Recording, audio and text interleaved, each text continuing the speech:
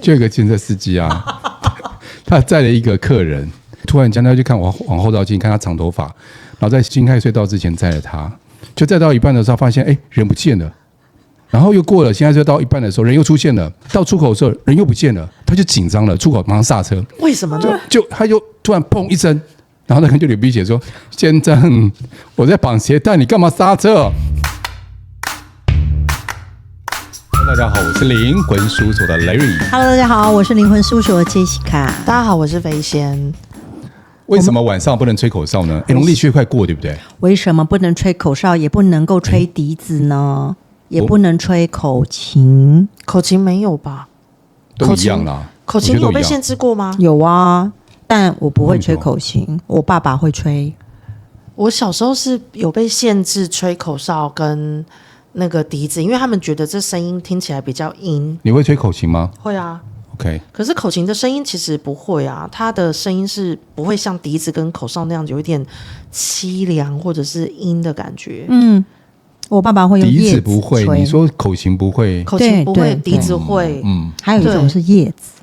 我记得小时候就是有听过长辈跟我讲过这件事，他们说晚上吹口哨或是吹笛子的时候，其实会招来阴的东西围绕着我们。然后就是那样子，其实会让一切变得很可怕。所以我们小时候对于吹口哨或是吹笛子是感到恐惧的。小学的时候不是会有吹笛子的练习吗？一定要，好像音乐课吧。他现在又跳时间线了，是不是？对对对，他打了个和弦之后，应该又跳时间线。对，他想就是大概每次都是这样，每次录到第4集都会跳一下。对。好，那因为那时候怎样？你想反驳什么？老把赛啊！对，因为当时我真的自己在家里头晚上练习的时候，我真的会有那种恐惧感。我就觉得我吹完之后，会不会我家全部都是那个，就是都是阴的好兄弟们？我小时候吹笛子的时候，奶奶经过，那时候奶奶还是她有实体还是？奶奶没有实体，奶奶经过。那你没吹，她就不会经过吗？没有，她就经过，然后她就知道我在吹笛子。然后呢？然后她就说：“我慢慢练习。”我说的是我的奶奶啦，真的我奶奶啊。就奶奶经过啊，然后我就问了她一句：“你有听到我吹什么吗？”她没有听到。她只知道你在，她知道我在做这件事而已。就跟你以前跟我们讲过，就是其实灵魂是没有五官的。那是我第一次知道他们听不见，很小了。那后来我发现都听不见。那代表，假如今天我真的觉得吹笛子或吹口哨这动作，我的意念是觉得他们会聚集，其实会聚集的原因是我的意念。就是他们会好奇，因为各式各样不同的个性的人啊，像赖瑞这种人，如果变成灵魂，他就很调皮捣蛋。那我们就是乖乖型，我们就是一个严谨正军的好女孩。我是觉得我是这样没错啦，我也这样子觉得。对，我一直都觉得我蛮严肃的一个人。对，我也觉得。对不起，我来错地方了，我先走了。对啊，就随着个性嘛，调皮捣蛋这样子。对，赖瑞真的有时候其实皮得蛮过分的，是真的。他是弹什么时候？我都醒了。他老拔塞的时候。对，那这样今天这题就结束了，谢谢大家。对，好，拜拜。我要问的另外一题是，我记得有一次 Jessica 有讲过说，其实如果灵魂要靠近人的时候，是会贴得很近，而且贴着你的后脑勺。这边吗？它就是贴着你的后脑勺。因为我有听过，就是之前 Noel 他那时候或者是贴着你的脸。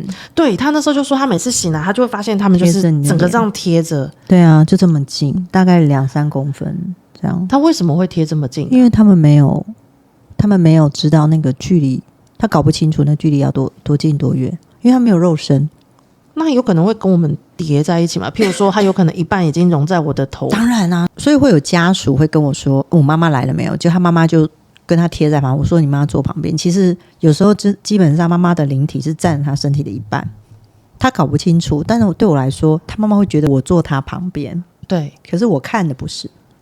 就是半附身粘在就是粘在那个家属身上。我们当事人其实是没有感觉的，完全没有感觉啊，会有点像电影里面演的那种2个人这样走过去，但是却穿身而过的那种感觉。对啊，所以其实灵魂因为搞不清，他没有那个身体的那个界限感。对，就定位系统，因为他没有肉身，他没有物理的那个感受定位的方式，他不知道如何。像我们身体跟身体，我们人之所以看到对方，是因为我的眼睛、我的耳朵、我的视觉都是跟你同一个频率的。我是说肉身同频率，意识不见的同频率。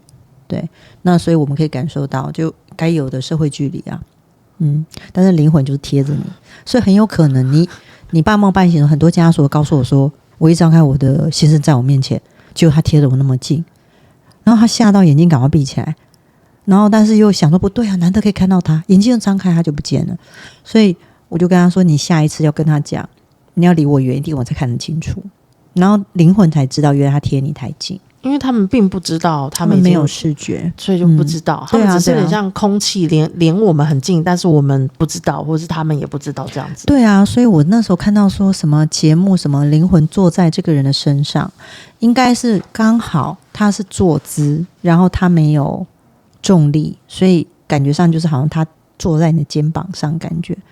他没有肉身，怎么会感觉他坐在你肩膀上？对，因为有些鬼片不是那个灵魂也会就是跨在我们脖子上啊，或者是什么的这种，对，或者是他可以很精准，在我骑脚踏车的时候坐在我的后座、没有，那是因为电影这样演才演出来啊，对啊，不然这样很难演欸。对，因为就是以前不是常会有辛亥隧道的鬼故事，就是有个人骑车骑半天，然后大家都觉得很可怕，因为他后面就是明明没有坐人，但是有一个黑色头发一直飘。辛亥隧道那时候我在开车经过的时候，就看到半个人身就是在那个汽车中间，就是跟着走这样子，那就一半啊，因为他觉得他坐在里面，其实没有，他就是坐在，他就是或者坐在车顶上面，他以为他坐在里面，差不多，对，他以为，但是他看得到车子吗？看不到，他认为他坐在车子里面。哦，刚好车子叠在上面。那他跟他自己的那个可能里面的驾驶可能是他的某个家人吧。哦，他就黏着他这样子走。对啊，就是呈现一个这样的情况。对，因为那时候我们听到的故事都是，就是那个人的后面明明就没有载人，但是就看到一个头发那边非常有个人在他后面。结果他出辛亥隧道之后，我们才发现那是个拖把，就觉得很可怕。很多人会告诉我说，他真的很怕晚上开。就有个建设司机啊，他带了一个客人，然后这客人他在客人的时候，突然间他就看往后照镜，看他长头发，然后在辛亥隧道之前载了他，就载到一半的时候发现，人不见了，然后又过了辛亥隧道一半的时候，人又出现了，然后到快开到出口的时候，人又不见了，他就紧张了，出口马上刹车，为什么呢？就他就突然砰一声，然后那个人就流鼻血说：“先生，我在绑鞋带，你干嘛刹车？”是啊，那时候爬起来都流鼻血了呢。对，这个我也有听过，这很可怕那个鬼故事。可怕啊！他看到吓到流血了。为什么讲的时候要有原住民音？那我先讲一下，就是说很多人会跟我说，老师有时候我半夜开车很怕，我看到后照镜的时候，我看到不该看的东西。我先跟大家讲，你不会看到你不该看的东西，原因是因为他不会刚好坐在后面，因为他没有重力，所以我们应该是看什么东西可能会看到不该看的东西。你可能在窗口，然后他觉得他在里面，可是你可能在窗户外面看到他。对啊，他没有重力啊，对，他没有概念。这样，这就让我想到有一次，就是有一次我有一个在问世的人，然后他就跟我讲着讲着的时候，我跟他说你真的可以看得到鬼吗？我说可以。他说那你可以感应我旁边有鬼吗？我说有。他说在哪里？我说在窗户外面。然后他就说那你怎么证明？我说他跟你讲说你的烟盒里面的烟只剩3支。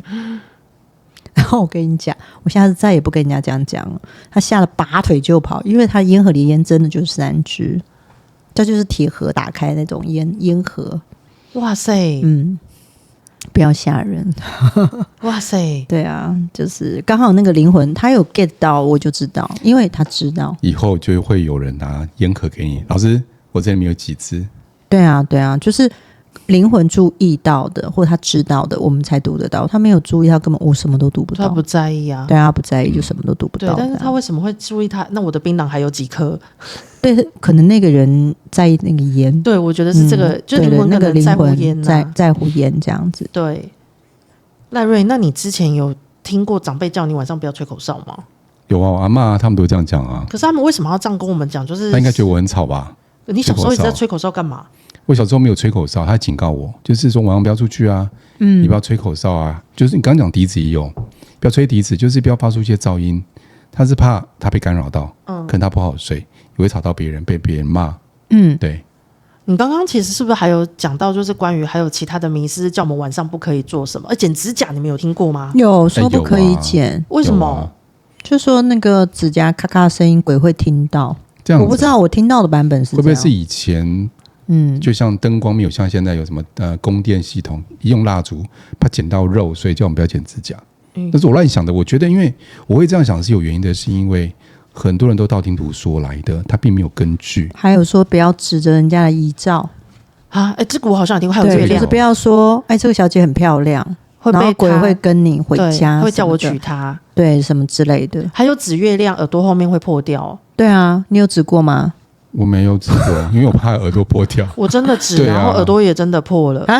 真的啊，真的就是耳朵后面那个接线，我真的每次一指它后面就是整个破掉。我不相信，我是讲真的。我们来试试看。你等一下去指，你就会知道是不是真的。我不要指，因为我小时候指太多次之后，从此以后我不敢指。对，你说你的耳垂那边裂掉？不是，它裂的地方是这边，就是后面这边一整条。耳垂后面是后面对不对？就是后面这一条。一整条啊？对，因为撕裂伤的感觉吗？它有点像是整个被割到过，然后整条全部都这样。我以为那是晚上洗澡没有把水擦干就会裂开。那时候我们找人来试试看好不好？我指过啊，因为我小时候不知道，然后就是指了月亮这边就会破。后来是长辈跟我说不要指月亮，指月亮这边会破之后，我没有指之后才好的。哎呦，好神奇哦！好特别哦，巧合太多次了。这个就是巧合嘛。我记得在 YouTube 上面有看过有人去挑战这件事情，然后有人真的就受伤了，有人没事。对，所以我觉得很好奇，我就不懂是为什么。我也不懂，因为不然做一个实验看看，蛮有趣的。好啊，谁做？我做啊，没有关系啊。为什么不是赖瑞啊？没有关系啊，你们为什么要叫我做这个奇怪的事情？我觉得尝试啊，你不是很勇敢？激将法，我会看事情。我们就说我们常去跳楼看看。对我来说，只要任何不会觉得不是不礼貌那些事情，我就觉得，比如说不尊重啊，开玩笑，就是开一些大体的玩笑什么的，那其实这些我觉得那就是冒犯啊，都还好。因为在那个小时候也有听过，刚刚讲那个就是关于经过就是坟墓前面，就不要。然后有的人起心动念是会说，这女生好漂亮，好可惜，怎么这么年轻就走了？然后结果那个女生就会跟着他来，希望他能够跟他冥婚。对啊，是有这些故事啦，不知道是有可能吗？因为那个意念就传达过去了，所以女生可能就可能会知道啊，她一定会知道的啊。那会不会就有这个状况发生？除非理论上来讲好像是可能的，除非这个灵魂真的想结婚，他想要有一个归宿，或他觉得他这辈子都没结婚，他就有过世，那他可能就会想要做这件事。他也会托梦啊，就跟家人讲。我有遇过，在沟通的时候就是他希望能够结婚，然后他还指定是谁。还有一个部分是，以前我有听过我一个朋友，他是已经结婚嘛，他婆婆会要求他晾衣服，不管怎么样晚上都要收进来，因为他们家族的人觉得晚上如果在外面，其实会有鬼魂穿你的衣服，那你再穿上去你就被附身了。我是被附身啊。对，因为他就是意思是说鬼魂会穿在你的衣服里面，然后你就会，我们人再穿上去就会被鬼魂整个套进来就附身。不过说到附身这件事情，其实有些时候真的是不可思议的状况之下，人就变了一个样。我常常会接到一些个案，就是说他的小孩好好的，好端端，但是他就是不明原因，就是可能去一个日月潭，他回来就疯了。他可能只是出去玩，或者是郊游，回来就疯了。然后开始说一些奇怪的话，然后你知道，如果是家人，好端端的孩子出去，然后回来就疯了，然后医师告诉你说这思觉失调，那你知道家人怎么接受？他好端端早上出门，他没什么事，去一趟日月潭回来就变了一样。第一件事情，家属一定第一个想到是不是被什么东西卡住？对，那太多我这边太多这种案子，就是没有原因，也没有什么压力，也是有的甚至是资优生，然后一下就变了一个样。有的就是好端端他的先生还很正常，可能出去上班工作，然后也连发烧什么样就开个车出去，然后回来人就变了样。然后再来就是不断的去寻求庙里的帮助啦，什么除魔啦，什么这些东西就开始在做，结果好多年过去都没用。然后最后就是真的诊断成思觉失调，有这种。一开始是没有，可能是真的去卡到，然后慢慢的变视觉失调，是这样子吗？有没有可能是这样子？我目前接到的案子通常已经拖非常多年了，我并没有马上那种，我并没有看到，我没有这，但我拖了很多年，已经家属几乎就是死马当活马医，就是真的没办法，好多年了。但他们去讲这种很离奇的经过，也是就是这样，就说就。你说有一些诱发点，比如说压力啊、哭泣，或是焦虑，或者是失恋啊，这些没有诱发点的状态之下，突然人就变了样，那个状态是让家属完全不能接受的。但他最后看到的结果是什么？我看到的结果都不是附身。哈？我看到的结果就是视觉失调，然后我就会跟家属讲说，这个我不收你的费用，他真的是视觉失调，你要带他去看医生就医。然后他们说我们已经就医很多年了，那因为他们想知道说，如果有真的附身，那我就把它改，就是改嘛，这改，对，这改。但是我觉得我不懂的真的太多了。我遇过一个催眠的个案，他来找我，他是个英文老师哦，然后他好多人在教英文的时候，突然在某一天，他突然疯了，然后他们家人把他送到我们以前叫龙发堂 ，OK， 就疗养院。然后疯了之后呢，他在龙发堂里面既然待了3个月之后他好了，我说你怎么好的？他说他不知道啊，就是突然觉得他好了，他可以正常思考讲话什么都正常，然后就被放出来。被放出来之后，因为他就失去了他英文的工作，你知道吗？他跑去做一些非常奇妙的工作，叫做捷运，就是现在捷运系的意思，台北的那个捷运，捷运，他去应征。因为他的英文不错，他去捷运应征，对方给他工作，就是做一些他说系统处理什么。我说你不是擅长这个，你是英文老师，你怎么会去应征到这种工作？他怎么会愿意让你去？后来我内容我不太记得，反正他就去捷运工作。可是去捷运盖好了，没几年结束了嘛，他就是也失去了这份工作。后来他姐姐在国外生病，他妈妈在国外生病，然后他去帮他妈妈到国外去，然后认识他现在先生，他现在是完全正常。然后你知道我在催眠的时候，他的高我怎么跟他说？他说：“你就告诉他说他是一个外星人，他就要体验这一切，他的人生不能过得太平常普通，所以他就要体验。所以，然后我就问他说：那为什么不能让他好好当英文老师？就你知道吗？他高我怎么跟他讲？他说：当然英文老师太平顺了，什么事情都没有体验，这样子我们收集不到更多的资料，所以我们要把他离开这个工作，所以他就疯了，然后后来又好了。你知道当时他催完眠之后，然后整个录音的过程中，他出来的时候他只告诉我说他都翻白眼。我现在也是翻白眼啊，难道我的人生这么坎坷也只是因为他们要收集资料吗？他的人生太奇妙了，对啊，就是有时候我们不懂的东西真的太多了。对，因为我觉得蛮多人都那么平平顺顺，然后其他人就是我还是有，就是包括我自己，我都觉得干嘛那么坎坷。对啊，或是有些东西为什么这么的好事多磨的时候，我都会想说，就是原来你刚讲完之后，我有一种我也是跟着翻白眼。对啊，那当然是真的完全影响。可是我要先跟你讲说，如果是灵魂附身这件事情，原则上它不太会取代你的意识太久，除非你已经有点谵妄。所以就是对方，就是我的状态已经快，比如说弥留了状态，然后已经有点谵妄，我会可能讲出你可能没听过的名字或什么，但其实就是已经谵妄了。谵妄到底什么意思？不是一般人懂的词啊。谵妄就是你的状态，意识状态已经不清楚，所以已经呈现一个意识不清的状态，会讲出一些快去了不一样，就是快去了，对。我们怎么讲到这边？对，因为刚才讲灵魂的这部分，然后还有一个部分是因为晚上不能吹口哨或吹笛子，是代表有很多的迷思。对，就是我们小时候有非常多的故事是大人告诉我们，但我们不知所谓为何，然后也不晓得，就是在 Jessica 眼里这些是不是会真的发生这些？所以我们刚刚连续问了非常多相关的，就是其实像你刚刚说那个月亮这件事情，我也觉得可以实验看看。我是后来长大都不敢再指，但我小时候真的每次一指，然后耳朵就烂掉。我常就是说，你看那个月亮很漂亮这样子。但就是我只会用下巴说，你看月亮很漂亮，我不敢再用手了。太可怕了，太可怕了。对，我好像指过那你耳朵裂了吗？没有。好了，我一定要指指看，因为我之前指过。对啊，我感觉你看那月亮很美，我会帮你统计。对啊，对啊，裂开了没有？我们来试试看。对 OK，蛮有趣的，对啊，对啊。而且那时候裂到后来其实有干屁，它就像是我就一觉醒来，耳朵后面就是像被刀划过一条，不是很深哦。然后你摸会知道有干屁，就整条的干屁这样。很痛不会痛，不会、啊，隔天就干屁啦。可是就是对它其实就是很快耶，很细的伤口，很浅也很细。对，然后沿着就是我的头跟耳朵的交界缝那样整条下来，这样。对。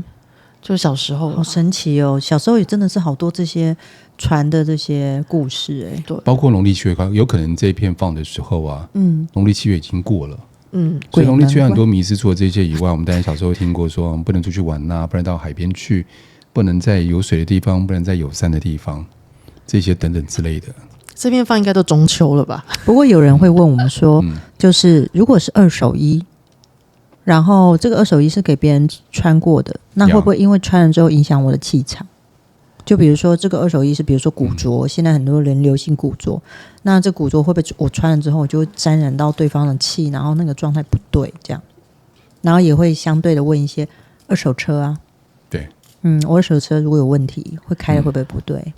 昨天我在看一个香港的鬼故事，因为就是以前小时候都是看香港的鬼故事长大的嘛，林正英嘛，对。然后因为我不知道你们有没有看过，有部片是周润发跟叶倩文演的那一部，然后他其实在讲的是一个就是凶杀案，社会凶杀案，反正就是先生外遇之后，太太举枪杀了他们2个，但这个故事要重复发生一次，所以那时候在调查这个案件的叶倩文，她演的是个记者，就被附身，试着去重演这个过程。但是这个电影很红的是它的片头曲的前面，它有一段哼的那个歌，然后被香港的就是禁唱40年。哦，为什么？因为大家都说这首歌太阴了。然后这部片就是这首歌被禁了40年，然后接着我又看到下一个故事是在说，就是刚刚你们在讲那个衣服的事情，就说有一个女演员，她那时候去看一个，就是她要去演一部戏，可是找不到适合自己的戏服，就她找了半天之后，突然间在一个就是那种箱子上仙的箱子里面找到一个，她穿起来合身，然后又很好看的，她就顺利的演完那一天之后回家，她整个身体不对劲之后发生了状况。之后戏班管服装的人才跟他说，这其实是欧美玲生前的戏服。然后那天更悬的事情是，当天那个女生穿着这个戏服上去拍摄的时候，发现就是后来后制在剪片的时候发现，他们看到那女生的脸变成是欧美玲的脸。哇，对，就是他们那个播出来真的就是变成欧美玲的脸的时候，大家其实是非常惊讶的。哇塞，对，所以刚你在讲戏服的时候，我就会想到这个故事。而且以前其实也有讲过关于，我在想重点不是在于衣服是不是人家穿过或是什么，而是人家是不是有投意念在这个东西或是这件衣服上。就是那个意念，然后影响他的那个状态。我是这样想啦。对，有可能就是说你突然那个衣服成为一个时空门。他如果很执着他的工作，演戏像演员一样，会不会就是因为这样，所以他的衣服也会造成对于那个穿他戏服的那个演员的影响？会啊，就是被共振的那种感觉啊。对。但是一般来说的话，如果一般我们的衣服来讲，应该没有那么多的执念在里面。像在这里这种执念啊，对，像有人就问说，那我买古董，我会不会也沾染这些事情在上面？对，如果今天我很在意这个古董，我很喜欢，我很爱，那会不会也会有影响？当然，那个共振的影响在旁边。对，我很在意这把刀，或者是我很在意这个古董，然后是我生前很爱的，我想到我可能就会到，就是深深的留在这旁边。你这样讲到刀，我又想到我听过的另外一个鬼故事。我会不会想知道太多鬼故事？就是之前日据时代的时候，其实不是日据时代，对不起，说是南京大屠杀的时候，当时其实有日本军，他们那时候其实已经状态就是屠杀非常多人，杀红了眼。然后就有人讲说，其实所有的刀下亡魂都跟着那把刀在走，所以也有一些就是有灵视能力的老师会说，这把刀的周围布满了非常多的灵，都是被这把刀就是给伤害的。对，这种我不知道在 Jessica 眼里，除了古董就是人家很喜欢的之外，会不会也有类似这种就不一样频率的粘在某个物品上面？我没有看过南京大屠杀的武士刀的那个能量，任何一个人有收集过，但是我有看过有人收集武士刀。但真的是用过的吗？他说是用过，但我看起来我觉得还好，没有什么灵魂在旁但边。是以理论上来说，的确不要。举例，我去欧洲的时候会去地窖，那个地窖就是关犯人的地方，其实那个能量都不 OK。但犯人的灵还在吗？还是他们留下的那个痛苦的能量在里面，怨念或者是痛苦都会在里面？但大家都还在参观呢。对，就是那个遗憾、怨念，还有故事会一直被形容嘛？故事会被形容，然后那个就会强化。对，因为那时候我们去西班牙的时候也是觉得很奇怪，为什么一直带我去古墓，然后就是整个阴森森的，然后沿着那个就是楼梯这样回旋一直走下去，也是全部沿路通通都是白骨。哦，你们还去那种地方？对，就是我不知道为什么会带我们到那个地方去，然后就是他把我去了好几个地方都是这样。哦，你去西班牙的旅行也是蛮特别的，就是当时我安排的人带我们去的。Oh my god！ 所以你刚讲的时候，我就会回想起那时候，他有的是水牢。对啊，水牢就是我觉得那是最可怕的。对，然后里面我就是觉得完全非常阴森。对啊，基本上那地方我都会觉得出来的时候，我要早上晚上我都会挑晚上10点前赶快把它烧洗完，那个能量都不对。跟大家就是觉得我听历史故事 OK， 反正已经发生完之后也可以啦。对，因为其实刚才讲物品的时候，我也想到就古董的，我第一个会想到盗墓啊。水牢这件事情，那个深刻，尤其是因为被折磨致死的那个频率其实是很不 OK。那个状态不好，非常痛苦。所以有些人会摆设刑具啊，古代那种刑具，你说放在哪里？家里面吗？有些人会给人家参观，不是放在家里面，就是古董那种给人家参观那种刑具。你有听过有人用那个东西来挡煞？用刀啊，对不对？我有听过，刀啊挡煞，因为那个频率更糟。这样可以挡得住煞吗？我反而觉得应该是吸引，我觉得比较招煞吧。对啊，因为是贡品，不是吗？对啊，我坦白说，我真的不知道刀到底能挡什么煞。对啊，因为他们古代会说什么刽子手，其实就是斩杀犯人无数，所以今天不好的灵看到刽子手拿着刀，就会觉得害怕，就会离比较远。对啦，但是被他杀害的那个灵的一个状态，也是会在那个物品上啊。哦，你又要跳时间线了，是不是？因为时间到了，所以打哈欠。还有一个我也听过的迷思是，我记得很多人的鬼故事，台湾的，都会讲说，假如今天在营区发生事情，只要拿出那个军徽，就可以挡住一切。有此一说，这个也是真的吗？我们现在来，什么都挡不住。真的啊，护士帽也说会挡住什么，什么都挡不住啊。他们说军徽会有正气。对，我爸是军人，然后他也有军徽，我就看到鬼魂在那边走来走去，我也没有看到被挡住什么。对啊，他有一个，因为那个军官会有一个军官帽嘛，对，就在这边会有一个那个，但是因为我们家里没有人当警察，所以我不知道警徽可不可以，我没有体验过。对，但是军徽确定是不行的。Sorry， 看不出来可以挡煞。那下次我们来抓警察过来试试看。对，可能需要警察帽。好，好，那我们今天就聊到这喽。好，下次见喽，拜拜，拜拜。